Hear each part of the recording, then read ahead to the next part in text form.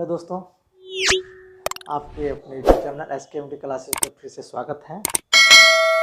मैं आज क्लास 10 का NCERT मैथ का प्रश्नावली 1.2 बताने जा रहा हूँ। पिछली क्लास में मैं आपको यूक्लिड विभाजन एल्गोरिथम के बारे में बताया था और इस क्लास में मैं आपको बताऊंगा अभाज्य गुणनखंड यानी आधारभूत प्रमेय के बारे में मैं बताऊंगा। उस पर जो आधारित प्रश्न है वो प्रश्नावली 1.2 में है, यानी एक्सरसाइज 1.2 में है।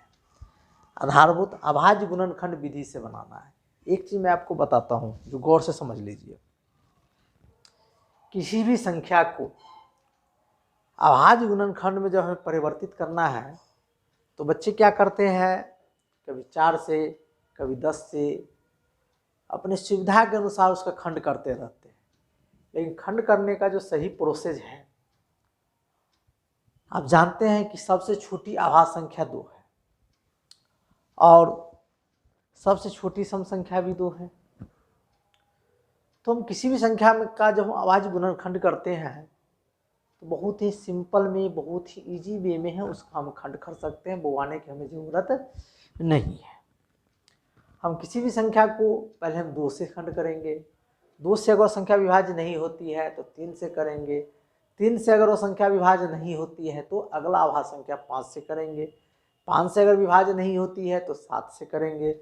7 से अगर विभाज्य नहीं होती है तो 11 से करेंगे। 11 से विभाज्य नहीं होती है तो 13 से करेंगे। यानी कि अभाज्य गुणनखंड का मतलब होता है किसी भी संख्या को आप तोड़ दीजिए और किसी में तोड़िए, अभाज्य संख्या के रूप में तोड़िए।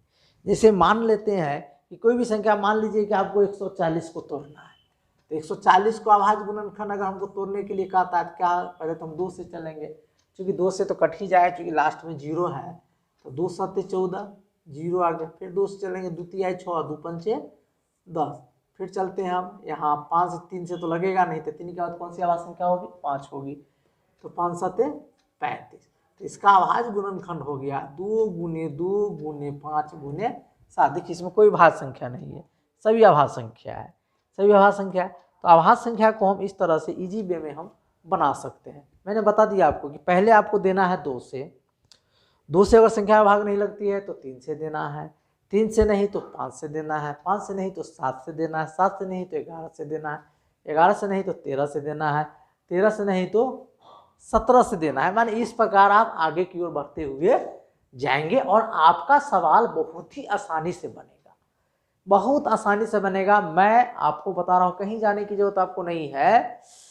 आपका 10वां का जो NCERT अगर आगे चल के अगर समय मिला तो मैं RS अग्रवाल भी आपको मैं बताऊंगा।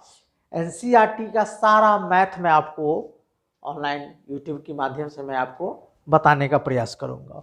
तो चलिए हम इस चैप्टर को बनाते हैं। प्रश्नावली 1.2, प्रश्नावली 1.2 की सवाल से हम शुरू करते हैं। प्रश्नावली 1.2 में जो पहला सवाल है वो आपको कहता है निम्नलिखित संख्याओं को अभाज्य गुणनखंडों के गुणनफल के रूप में व्यक्त कीजिए। तो मान लीजिए कुछ सवाल मैं आपको बना देता हूँ। पहला सवाल है, कुछ आपके लिए छोड़ दूंगा। पहला का मैं सवाल बना देता हूँ। 140 को आपको अभाज्य गुणनखंड में तोड़ना है तो बता दी पहले ही। 2 से दीजिए, 2 7 14, 2 3 6 35, मतलब कहते गए यहाँ दे दीजिए 5 से 5 7 35। यानी 140 का अभाज्य गुणनखंड हो गया 2 गुने 2 गुने 5 गुने 7, यानी 2 पर पावर 2 गुने 5 गुने 7 हो गया। इसी तरह हम अगला सवाल पे चलते हैं। इसका जो इजी वे में 156 है। दूसरा सवाल बना लीजिए हम थोड़ा सा हार्ड वे, यानी तीसरा सवाल पे मैं चलता हूँ। पहला का तीसरा सवाल, तीसरा का हमें अभाज्य गुणनखंड करना है। ये है 38 25। क्या है, 38 25। तो ये तो 2 से भाग लगेगा नहीं, चूंकि 2 सम संख्या है और सम संख्या हमेशा 2 से वही संख्या विभाज्य होगी जिसके इकाई स्थान पर सम संख्या हो, या 0 हो या सम संख्या हो। तो न 0 है न सम संख्या है तो विषम संख्या है, तो 2 से कटेगा नहीं। 3 से देखते हैं। तो 3 से काटने के नियम आप जानते हैं कि जिस संख्या के योग अगर 3 से कट जाए वह संख्या 3 से विभाज्य हो जाती है। तो यहाँ पर देखते हैं 5 और 2 7, 8 7 15 3 18, 3 से कट जाएगा संख्या, 3 से देते हैं। 3 1 3, यहाँ दीजिए 3 दूना 6, 2 बचा, 2 पर 2 22 हो जाता, 3 7 21, 3 5 15। आइए फिर देखते हैं 3 से कटेगा कि नहीं। 5 7 12, 2 14 1 15, फिर 3 से कटेगा ये। चलिए 3 चौका 12, 3 दूना 6, 3 5 15। अब 3 से ये नहीं कटेगा, 3 से नहीं कटा। 3 के बाद कौन सी अभाज्य संख्या होती है, कौन सी होती है बोलिए, 5 होती है। कौन सी होती है, 5। तो 5 से देते हैं, 5 8 40 और 50 25, फिर 5 से देते हैं, 5 1 5, 5 7 35, है ना। यानी 3825 का जो अभाज्य गुणनखंड हो गया आपका 3 गुने 3 गुने 5 गुने 5 गुने 7। आप इसको लिख सकते हैं 3 पर पावर 2, 5 पर पावर 2 और 7, ये आपका आंसर हो जाएगा। तो हमको लगता है कि आपको समझ में आ गया होगा कि किसी भी संख्या का अभाज्य गुणनखंड जब हम करते हैं तो सबसे छोटी भाज्य संख्या हम 2 से भाग देते हैं। 2 से नहीं लगता है तो हम 3 से देते हैं, 3 से नहीं लगता है तो 5 से देते हैं, 5 से नहीं लगता है तो हम 7 से देते हैं। कि अभाज्य गुणनखंड कहने का मतलब अभाज्य संख्या से ही भाग हम देंगे, भाज्य संख्या से भाग हम नहीं देंगे। चलिए तो इस चैप्टर का आप सवाल जो है पहला का 2-3 सवाल, मैं 2 सवाल आपको बता दिया हूँ, और सवाल जो है आप उसको आप बना सकते हैं। जैसे इसका 5वां नंबर क्वेश्चन है, थोड़ा सा लग रहा है 5वां नंबर आपको बना के मैं दिखाता हूँ। 5 नंबर क्वेश्चन है 7429, यानी 7 जो हमारे इंग्लिश मीडियम के बच्चे हैं वो भी पढ़ सकते हैं इजी वे में। 7 4 यहाँ डिवाइड करना है, तो यहाँ तो नॉर्मल है कि इवन नंबर, चूँकि लास्ट में ऑड नंबर है यानी 9 है, तो इवन नंबर से कटेगा, 2 से कटेगा नहीं ये ना, 2 से डिवाइड नहीं होगा। तो जोड़ते हैं, क्या होते हैं, जोड़ते हैं। 9 2 11 4 15 7 22, 2 से 3 से भी नहीं कटेगा, 5 से भी नहीं कटेगा, 7 से चलते हैं, 7 से चलते, 7 1 7 6 की वैल्यू नहीं कटेगा भाई। अब 7 से नहीं कटेगा तो किसे काटिएगा, 7 के बाद कौन सी भाज्य संख्या है, 11 है। 11 का क्या है, 7 2 9 9 4 13, 13 में से 9 गया 2, 11 से भी नहीं कटेगा ये, 11 से भी ये नहीं कटेगा। 11 के बाद क्या चलेंगे, 13 पे चलेंगे। कहाँ चलेंगे, 13 पे। देखिए लबड़ा रहा है आपको सवाल, कहाँ चलेंगे, 13 पर चलेंगे। देखिए 13 से काट के, 13 चौका 12, 13 5 65, तो 13 5 65 कितना बचेगा बुआ, 9 बचेगा। तो 13 7 91, यहाँ 19 बचा, 13 से भी नहीं कटेगा भाई। अब 13 से नहीं कटेगा, 13 के बाद अगला कौन सी संख्या भाज्य है, 13 के बाद होता है 17। कौन सा होता है, 17 होता है। तो 17 से भी ये नहीं कटेगा। देखते हैं काट के, 17 चौका 68, 68 आया तो कितना बचा जी, 6 बचा। तो 17 तिया 51, 51। हाँ अब देखिए 17 से कट जाएगा। आप बताइए कि मेरा फॉर्मूला आपको काम किया कि नहीं। मैंने आपको क्या, अब आते रहते कौन से कटेगा कौन से कटेगा, अरे इतना सोचना क्या है भाई, ये तो क्लियर देख रहे हैं कि 9 है तो 2 से नहीं कटेगा। 3 से काटने का तरीका हम जानते हैं, अगर संख्या का योग 3 से कटेगा तो कट जाएगा, नहीं तो 3 से नहीं कटा तो 5 से तो कटेगा ही नहीं। जब 5 से नहीं कटेगा, क्योंकि इसकी इकाई अंक में क्या है, 5 से वही संख्या विभाज्य होती है ना, वही नंबर डिविजेबल होती है जिसके वंश यानी इकाई स्थान पे क्या होता है, 0 होता है या 5 होता है। लेकिन यहाँ है 9, तो 0 से भी नहीं कटेगा और 5 से भी नहीं कटेगा। तो अगला संख्या पे हम चलते हैं, कौन सी पे चलते हैं, अगली संख्या पे। 5 के बाद क्या होता है, 7 होता है। क्या होता है, 7 होता है। तो 7 होता है तो 7 से भी नहीं कटेगा, 7 से मैंने चेक कर लिया, 7 से भी नहीं कटा, 11 से भी नहीं कटा, 13 से भी नहीं कटा, 17 से तो ये कट गया। देख कितना इजी वे में दिमाग में बैठाना है बुआ, दिमाग में बाबू बैठा लीजिएगा आप। तो ये मैथ क्या है, चुटकी का मैल है। मैथ कभी हार्ड नहीं होता है, मैथ को मन से लोग भारी बना लेता है। कहा जाता है मन के हारे हार है, मन के जीते जीत है। मैथ कभी हार्ड होता नहीं है, मैथ को लोग हार्ड बना लेता है। चलिए मैजिक की तरह मैथ आपको मैं सिखाऊंगा। यानी आप यहाँ क्या दीजिएगा, 17 दीजिएगा। क्या दीजिएगा, 17। अगर ज़्यादा दिक्कत हो आप ऑनलाइन क्लास मेरा ज्वाइन कर सकते हैं, जो अगले संडे से मैं शुरू करने जा रहा हूँ। 17 चौका 68, 17 चौका 68 कितना हो जाएगा इसमें जी, 2 और 4 6, 6 पर 2 62 हो गया, 62। तो 17 तिया 51, कितना रेस्ट बचा, रिमाइंडर आपके पास रेस्ट कितना बता, रिमाइंड 11 बचा। तो 11 पर 9 दीजिएगा, तो 17 7 19 आ गया। चलिए अब आपको देखना है कौन सी से कटेगा भाई, 17 के बाद की संख्या से ही कटेगी, पॉली की संख्या से नहीं कटेगी, इतना दिमाग रखिएगा। ये नहीं कि हम 17 से दे दिया 13 से देंगे, 17 के बाद का सोचेंगे, पहले का नहीं सोचेंगे। पहले का कटना रहता तो कट गया रहता, तो 17 के बाद अगला जो है, अगला जो संख्या है आभास संख्या कौन सा है, तो 17 के बाद की जो संख्या होगी हमको लगता है 19 होगी। आभास संख्या 19 ही होगी, 19 किसी से भी डिविजेबल नहीं है, तो 19 से देखिए 19 दूना 38, बिल्कुल सही। देखिए 19 से कट गया ये, 19 दूना 38, 5/19 दिया 57। देखिए बना ना, यही कहीं गुना भाग करने की जरूरत हुई, ज्यादा सोचने की जरूरत हुई नहीं, थोड़ा सा दिमाग लगाना है और आपका सवाल चुटकी में बन जाएगा। यानी 17 गुने 19 गुने 23, यही आपका आंसर हो गया। तो हमको लगता है कि आप इसका एनसीईआरटी का जो पहला चैप्टर 1.2 चैप्टर का जो पहला सवाल है, एक आध सवाल छूट गया है, उसको आप आसानी से बना लेंगे, प्रैक्टिस करने का प्रयास करेंगे। वीडियो को लंबा नहीं करते हुए मैं फिर चलता हूँ अगले सवाल पे। अगला सवाल अगर देख लिए हो स्क्रीनशॉट ले लीजिए, इसको अपनी कॉपी में नोट कीजिए। याद रखिए अभाज्य गुणनखंड का मतलब होता है कि हम अभाज्य संख्या से शुरू करेंगे, न कि भाज्य संख्या से शुरू करेंगे। कुछ लोग क्या करते हैं, 2 से भाग देते हैं, नहीं लगता तो 4 से देते हैं। अरे बाबू, जब 2 से जो संख्या कटेगी वो 4 से क्यों नहीं कटेगी? कुछ लोग क्या करते हैं, 3 से भाग देते हैं तो 3 से नहीं कटता तो 6 से देते हैं। अरे बाबू, जो संख्या 3 से नहीं कटेगी तो 6 से कैसे कटेगी? नहीं ना कटेगी। 2, 3, 5, 7, 11, 13, 19, 23, 23 का सीधे चले जाइए 29, 29 का सीधे चले जाइए 31, 31 के बाद 37, 37, 41, 43 यानी 43, 47।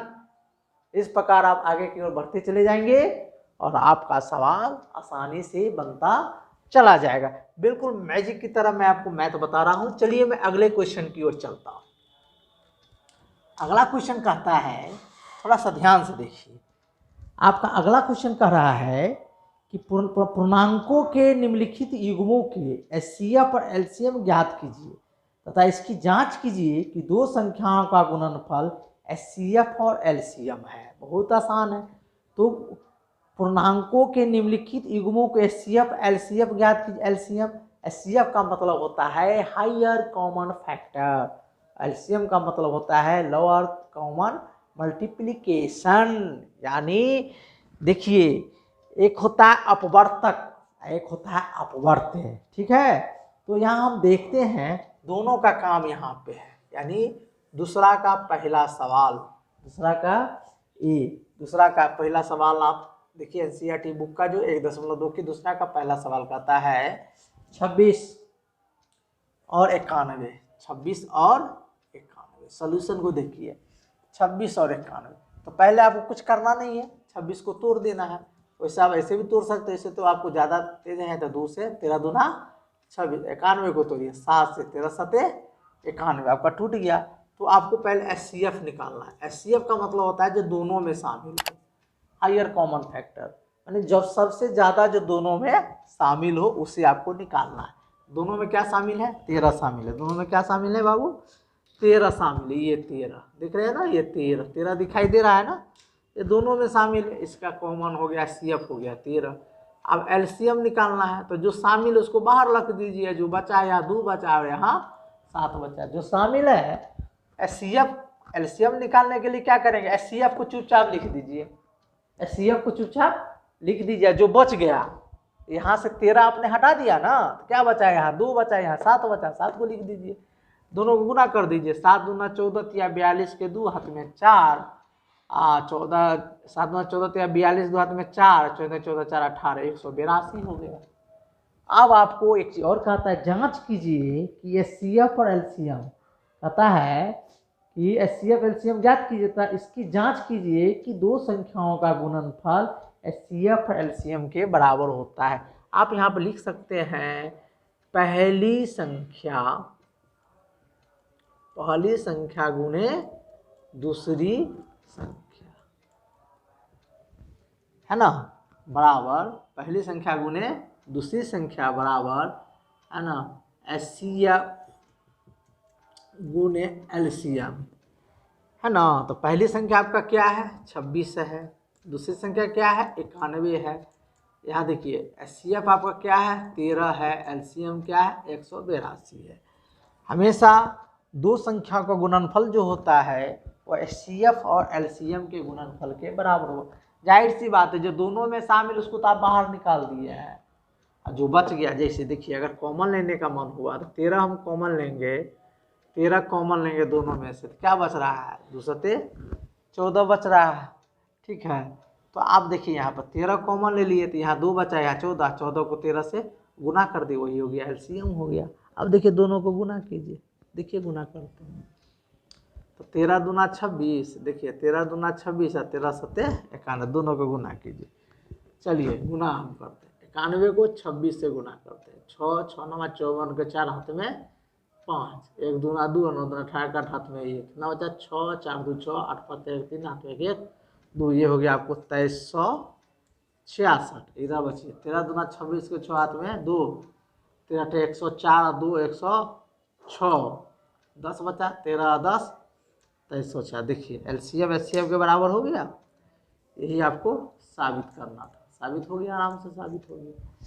तो इस प्रकार आप इजी वे में LCM HCF आवाज गुणनखंड विधि से आप निकाल सकते हैं। फिर आगे सवाल दिया हुआ है, 2-3 सवाल मैं आपको बनाने के लिए छोड़ देता हूं, आप बनाइएगा। अगर इस सवाल में प्रॉब्लम हो तो आप कमेंट में लिखिएगा, कमेंट में मैं आपको अगर लिखिएगा तो मैं बाद में इस सवाल को बनाकर आपको बताएंगे कि यह सवाल कैसे बनेगा। वैसे हमको विश्वास है कि आप बना ही दीजिएगा, इतना आसानी से आपके सवाल को बताया जा रहा है। चलिए हम अगले क्वेश्चन की ओर चलते हैं। नेक्स्ट सवाल आपका NCERT का तीसरा नंबर सवाल कहता है, गौर से देखिए। तीसरा नंबर सवाल कहता है कि अभाज्य गुणनखंड विधि द्वारा निम्नलिखित पूर्णांकों के HCF और LCM ज्ञात कीजिए। अभाज्य गुणनखंड विधि से पहला का है 12 15 और 21। बता दिए अभाज्य गुणनखंड विधि करना क्या होगा, 2 से देना है तो 2 से तो कटेगा, 2 तिहाई 6, सॉरी 2 दूना 4 4 तिहाई 12, 15 को तोड़ना है 3 पचे 15, 21 को तोड़ना है 3 सते 21। ठीक है, अब HCF निकालिए, हमेशा पहले HCF निकालिएगा। HCF देखिए तीनों में 3 शामिल है, 3 आप ले लीजिए। अब LCM निकाल दीजिए, जो बच गया था 3 तो हटाइए दीजिए, यहाँ चलिए 2 दूना 4 बच गया, यहाँ क्या बचा 5 है, यहाँ क्या बचा 7, क्या जगह 3 चौका 12 5 60 6 सते 42, 420। अरे बड़ा सुंदर अंक आ गया 420। देखिए क्या किया मैंने, तीनों संख्या को बारी बारी से तोड़ा, 12 को तोड़ा तो 2 दूना 4 तिहाई 12, 15 को तोड़ा था 3 पचे 15, 21 को तोड़ा था 3 सते 21, जो तीनों में शामिल है उसको मैंने बाहर निकाल दिया HCF।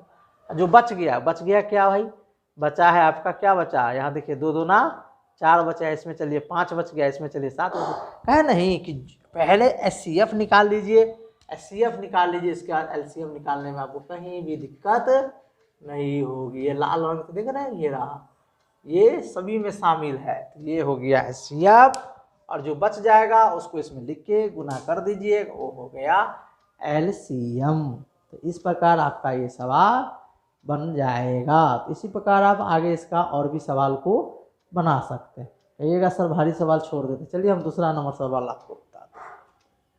इसका दूसरा नंबर 17 है और 17 है आपका सवाल, 17 है 23 है और 29 है। आप देख लीजिए तीनों जो है तीनों आभाज्य संख्या ही आपको दे दिया है, किताब वाला भी आपको चेक कर रहा है। इसको हम क्या लिखेंगे 1 गुने 17, 23 को क्या लिखेंगे 1 गुने 23, 29 को क्या लिखेंगे 1 गुने 29।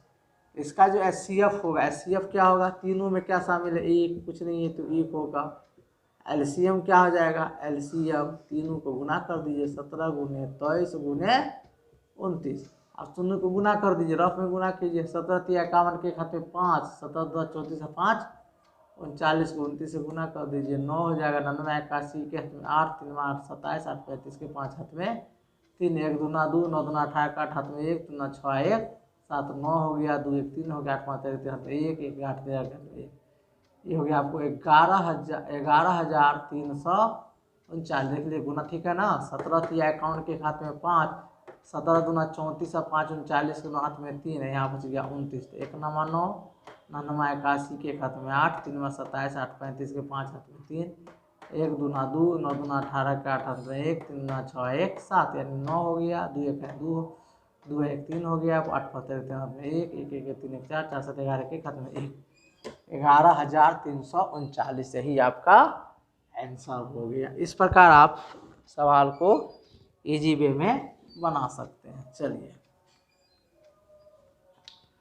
तो इस प्रकार आप देख रहे हैं कि अभाज्य गुणनखंड विधि से हम लॉसव मॉसव को हम कैसे ज्ञात करेंगे। अब जो मैं आपको सवाल बताने जा रहा हूँ वह बहुत ही इम्पोर्टेंट सवाल है, एग्जाम में यह सवाल पूछता रहता है और इसको आप अच्छे ढंग से सीख लीजिए। ये सवाल आपको एग्जाम में पूछेगा ही पूछेगा, पूछता ही रहता है। देखिए सवाल नंबर 4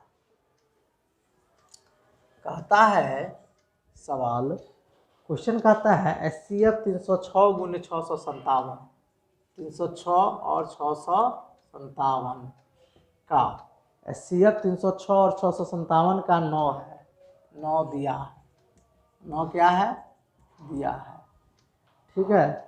तो LCM आपको निकालना है, LCM 306 657 का आपको निकालना है, क्वेश्चन मार्क दे दिया हमने।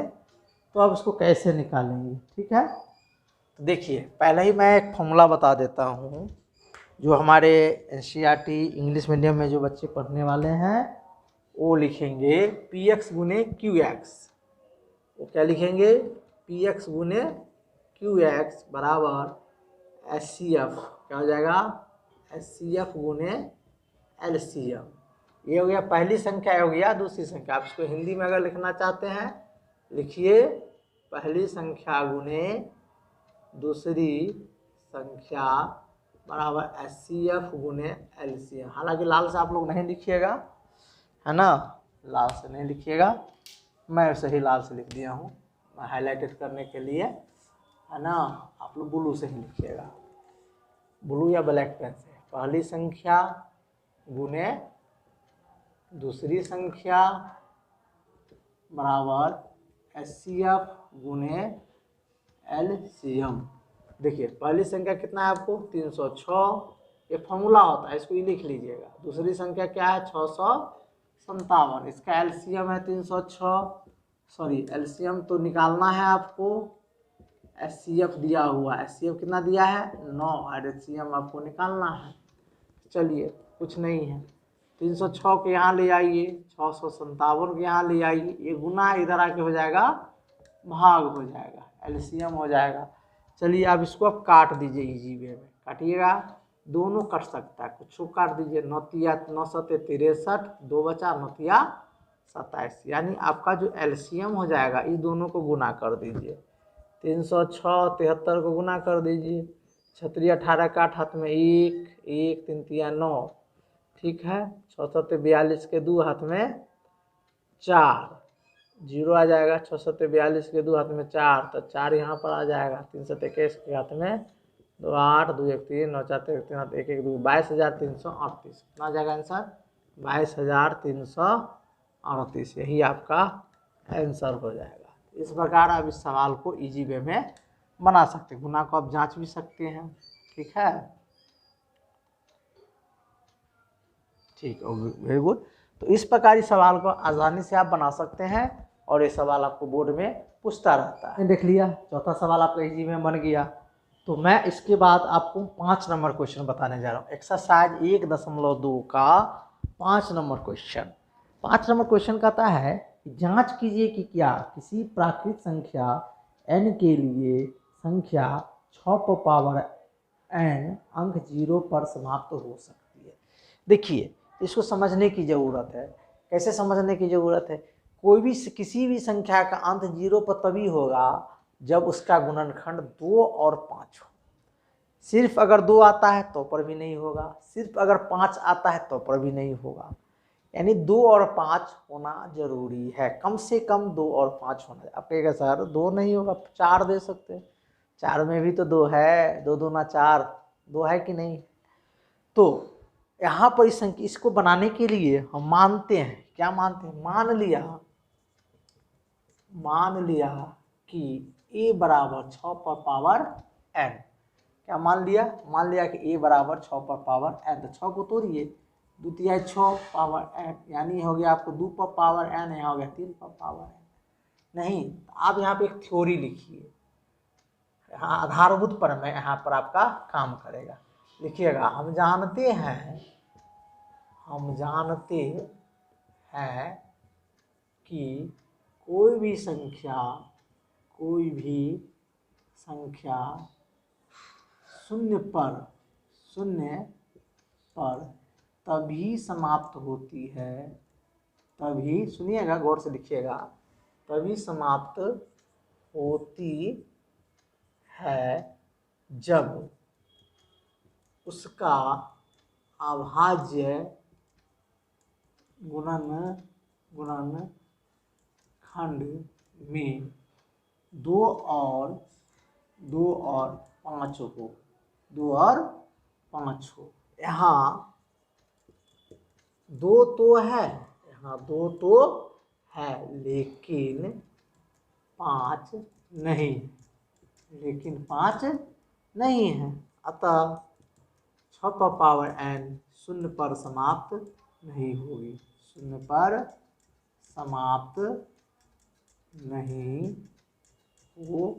हो गया। देखिए कितना नॉर्मल बन गया कि हम जानते हैं कि कोई भी संख्या शून्य पर समाप्त तभी होगी जब उसके अभाज्य गुणनखंड में कम से कम 2 और 5 हो। अकेले 2 भी होगा तो पर भी नहीं होगा, अकेले 5 होगा तो पर भी नहीं होगा। देख लीजिए, 3 5 है 15, 6 है तो 2 तिहाई 6 5 30। कहने का मतलब है कि 2 और 5 जरूरी है। तो यहाँ 2 तो है लेकिन 5 नहीं है, 2 तो है लेकिन 5 नहीं है, अतः यह संख्या 6 पावर n संख्या जो है वह शून्य पर समाप्त नहीं होती है। इस प्रकार इस सवाल को आप आसानी से आप बना सकते हैं। अगर चाहे तो आप इसका स्क्रीनशॉट भी ले सकते हैं कि मान लिया कि a बराबर 6 पर पावर n, एक 6 को खंड कर दिए, 2 तिहाई 6 यानी 2 पर पावर n, 3 पर पावर n हो गया। तो हम जानते हैं कि कोई भी संख्या शून्य पर तभी समाप्त होती है जब उसका अभाज्य गुणनखंड में, जब उसके अभाज्य गुणनखंड में 2 और 5 हो। अभाज्य गुणनखंड में क्या हो? 2 और 5 हो। यहाँ 2 तो है लेकिन 5 नहीं है, अतः 6 पर पावर n शून्य पर समाप्त नहीं होगी। आप इसको वीडियो को रोक के स्किप नहीं कीजिएगा, वीडियो को रोक के आप इसको आप लिख सकते हैं। हमें लगता है कि आप इसको अच्छी तरह से समझ गए होइएगा।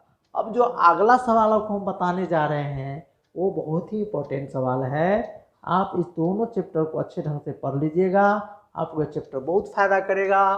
बोर्ड के एग्जाम में बहुत सारे क्वेश्चन जो है इस चैप्टर से आपको टकरा सकते हैं, आते हैं। अभाज्य गुणनखंड से आपका जो ऑब्जेक्टिव क्वेश्चन में आता है, सब्जेक्टिव भी आता है और इसे आप आसानी से बना सकते हैं। अब आपको हम सवाल नंबर 6 बताने जा रहे हैं। बड़ा बहुत ही अच्छा सवाल है। कहता है व्याख्या कीजिए कि 7 गुने 11 गुने 13 जोड़ 13 और 7 गुने 6 गुने 5 गुने 4 गुने 3 गुने 2 गुने 1 जोड़ 5 भाज्य संख्याएं क्यों है? हम जानते हैं कि भाज्य संख्या वही होता है जिसका अभाज्य गुणनखंड प्राप्त होता है। जिसका अभाज्य गुणनखंड प्राप्त नहीं होगा वह भाज्य संख्या नहीं होगी। और अभाज्य संख्या की क्या परिभाषा है? अभाज्य संख्या की परिभाषा है कि वैसी संख्या जो एक और अपने आप के सिवा किसी अन्य संख्या से भाज्य नहीं हो उसे हम भाज्य संख्या कहते हैं। तो यहाँ तुमको साबित करना है यहाँ आपको साबित करना है कि ये भाज्य संख्या होंगी। कैसे होंगी? इसको साबित करने के लिए देखिए बहुत आसानी से मान लिया, ये पूरा मैथ ही कल्पना पे चलती है। मान लिया कि a बराबर 7 गुने 11 गुने 13 जोड़ 13, 7 गुने 11 गुने 13 जोड़ 13 और b बराबर, b भी मान लीजिए, b बराबर मान लेते हैं 7 गुने 6 गुने 5 गुने 4 गुने 3 गुने 2 गुने 1 जोड़ कितना भाई? 1 जोड़ 5। चलिए अब हल करते हैं। अब देखिए ए बराबर क्या दिया है, 7 गुने 11 गुने 13 जोड़ 13, यहाँ से 13 कॉमन ले लीजिए, 7 गुने 11 जोड़ 1 क्या हो जाएगा 13, 11 सत्ते 77 जो 1, यानी ये हो गया तुमको, ये हो गया आपको 78 हो गया। अब 78 को तोड़ दीजिए, 78 को तोड़िए क्या हो जाएगा, 2 से कटेगा ही, 2 तिया 6, 2 9 18, ठीक है, 3 से 13 तिया 39, यहाँ पर आ गया आपको 13 गुने 2 गुने 3 गुने 13, इसको सजा के लिखिए थोड़ा सा अच्छा लगेगा, 2 गुने 3 गुने 13 गुने 13। चलिए ये इसका अभाज्य गुणनखंड तो आपको प्राप्त हो गया, इसका मतलब ये भाज्य संख्या है। फिर इसी तरह हम बी में चलते हैं, बी बराबर आपने क्या लिया है, बी बराबर है 7 गुने 6 गुने 5 गुने 4 गुने 3 गुने 2 गुने 1 जोड़ 5। आप कहिएगा सर बहुत वीडियो बहुत लंबा हो रहा है, मेरा बहुत ज़्यादा MB खर्च हो रहा है, लेकिन क्या करो, बताना हमारी मजबूरी है, इसलिए मैं आपको सवाल बता रहा हूँ अच्छे ढंग से। 5 कॉमन ले लिए हैं, 7 गुने 6 गुने 4 गुने 3 गुने 2 गुने 1 जोड़ 5 कॉमन ले 1 बचा। अब देखिए 5 कॉमन ले, इस सब को गुना जो कीजिएगा, 2 तिया 6 चौक 24 24 24, 2 तिया 6 6 चौक 24, 6 का कितना होगा भाई 144, 144 को 7 से गुना कर दे, 7 चौक 28 का 2 7 चौक 28 और 30 के 3 7 7 3 1008 जोड़ 1, यानी हो गया ये 5 गुने 1009, यानी इसका भी तो अभाज्य गुणनखंड प्राप्त हो रहा है। हाँ क्या देखते हैं आप यहाँ पर, यहाँ इसका भी अभाज्य गुणनखंड प्राप्त हो रहा है, यहाँ भी अभाज्य गुणनखंड प्राप्त हो रहा है, यहाँ रहा 2 3 13 13, यहाँ रहा 5 गुने 1009, तो क्या लिखिएगा आप, यहाँ लिखिएगा इस प्रकार हम देखते हैं, इस प्रकार ए और बी का क्या लिखिएगा, इस प्रकार ए और बी का अभाज्य गुणनखंड प्राप्त हो रहा है, प्राप्त हो रहा है। अतः ए और बी क्या है, भाज्य संख्या है। देखिए कितना आसानी से बन गया।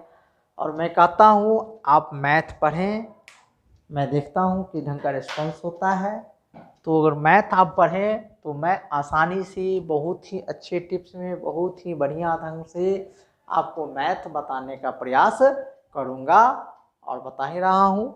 और देखिए तो इस प्रकार आप इस सवाल को बना सकते हैं। एक्सरसाइज 1.2 और क्वेश्चन नंबर जो 7 है वो बहुत ही आसानी से दोनों का आप क्या करें, इसका LCM निकाल लीजिएगा, आपका आंसर मिल जाएगा। तो इस प्रकार आपका प्रश्नावली 1.2 समाप्त हुआ। और आप कह नहीं कि मन लगा के पढ़िए, ये मैथ कोई भारी चीज़ नहीं होता है, मैथ को लोग भारी मान लेता है। और इस वीडियो में बहुत सारा टेक्निक मैंने आपको बताने का प्रयास किया हूँ। इस प्रकार आज का अध्याय खत्म हुआ। जय हिंद, जय भारत।